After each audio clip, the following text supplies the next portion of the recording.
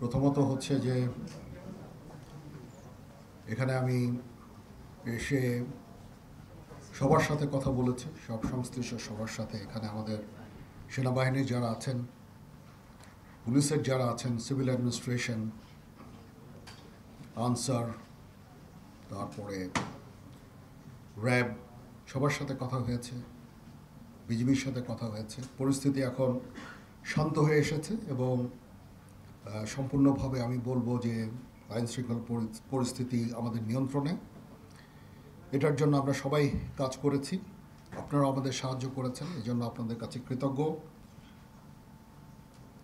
Police কিছু ট্রমার মধ্যে আছে, এই ট্রমাটা কাটিয়ে উঠলে পুলিশ তাদের দায়িত্ব সঠিকভাবে আবার পালন করতে পারবে। পুলিশ বিভিন্ন থানায় অলরেডি কাজ শুরু করেছে, যেটা একটা ভালো জিনিস। আমরা পুলিশকে প্রোটেকশন দিয়ে যাচ্ছি। তারা সম্পূর্ণভাবে যখন কাজ কর্ম শুরু করে দিবে, যখন পরিস্থিতি আরও স্বাভাবিক হয়ে আসবে, তখন আমরা ইনশাল্লাহ সেনানিবাসে ফেরত যাব। তো সেই পর্যন্ত আমরা থাকব, আমরা সবার সাথে থাকবো, আপনাদের সবার সাথে থাকবো এবং একসাথে আমরা কাজ করে যাব এবং আমরা একটা সুন্দর ভবিষ্যতের দিকে সবাই আমরা যেতে চাই। একটা সুন্দর একটা পরিবেশ সৃষ্টি হয়েছে, এই দেশকে আমরা এগিয়ে নিয়ে যেতে পারবো। আমরা যদি সবাই একসাথে কাজ করি, অবশ্যই আমরা এগিয়ে নিয়ে যেতে পারবো।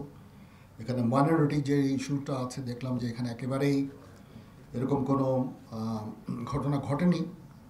এখানে এই 8টা জেলায় এটা একটা অত্যন্ত ভালো দিক এবং এই যে এখন সুন্দর একটা পরিবেশ বজায় আছে, এটা বজায় রাখতে হবে এবং আমরা সবাই মিলে কাজ করব এবং দেশকে উন্নতির পথে নিয়ে যাব ইনশাআল্লাহ।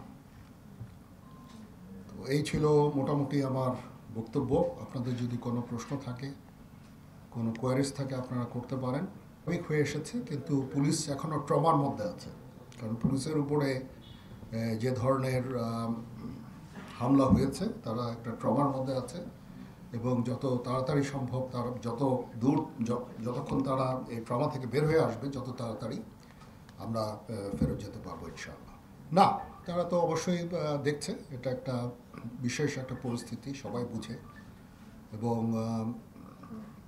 মাইনরিটি একটা ইস্যু নিয়ে কিছু কিছু কথাবার্তা হয়েছে।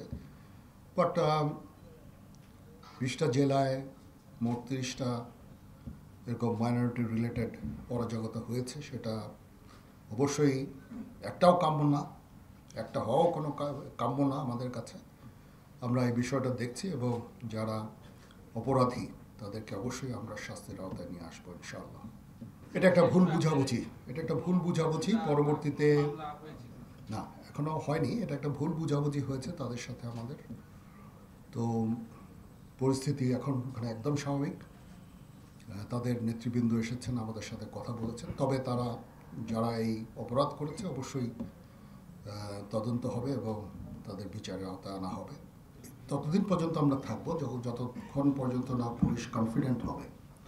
তারা যখন কনফিডেন্ট হয়ে যাবে তখনই আমরা চলে যাব এবং আমি ততদূর পর্যন্তই আমরা থাকবো, ততদিন পর্যন্ত আমরা থাকবো। তারা কনফিডেন্ট হয়ে গেলেই তারপরে আমরা ব্যারাকে ফেরত যাব, ক্যান্টনমেন্টে ফেরত যাবো ইনশাআল্লাহ। কারো যদি জীবন বিপন্ন হয়, ধর্ম বর্ণ নির্বিশেষে,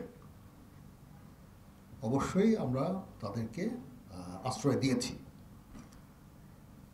এবং তাদের বিরুদ্ধে যদি কোনো অভিযোগ থাকে, মামলা হয়, অবশ্যই তারা শাস্তির আওতায় যাবেন। কিন্তু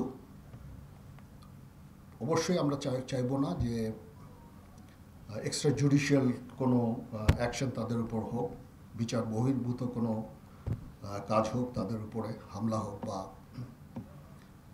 তাদের জীবনে যে হুমকি যেটা আছে সেটা থাকলে আমরা তাদেরকে আশ্রয় দিয়েছি।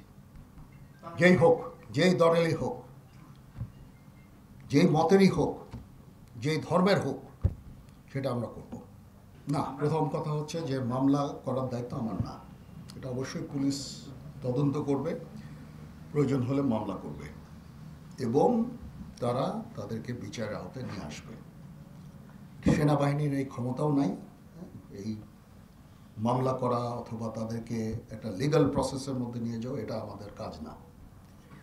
তো আমরা এই কাজে আমরা সহায়তা করব, পুলিশকে প্রোটেকশন দিব, এবং পুলিশ যখন কনফিডেন্ট হয়ে যাবে, তারা যখন আত্মবিশ্বাস ফেরত পাবে, আমরা চলে যাব। না, আমরা এই সরকারকে সর্বতোভাবে সাহায্য করব। সরকার কিছু সংস্কার করতে চাচ্ছে এবং একটা ফ্রি ফেয়ার ইলেকশন করতে চাচ্ছে। সেটার জন্য যে ধরনের যতদূর সহায়তা তারা আমাদের কাছে চাবেন, সেটা আমরা করব। অনেকগুলো উদ্ধার হয়েছে, এখনও কাজ চলছে। আমি আশা করি যে সামনে এগুলো উদ্ধার হয়ে যাবে। এগুলো অবশ্যই এটা উদ্ধার করা জরুরি। আমি আশা করব যে আমরা এই অরাজক পরিস্থিতির মাধ্যমে নিজেদের ক্ষতি না করি। একটা প্রতিষ্ঠান বা একটা কোনো ফ্যাসিলিটি যেটা জনগণের পয়সায় তৈরি, এগুলো যদি আমরা অগ্নিসংযোগ করি, ভাঙচুর করি, ক্ষতি আমাদের। সেদিকটা আমি নিশ্চিত সবাই খেয়াল রাখবে এবং এই সমস্ত কার্যকলাপ থেকে, ধ্বংসাত্মক কার্যকলাপ থেকে আমরা সবাই বিরত হব।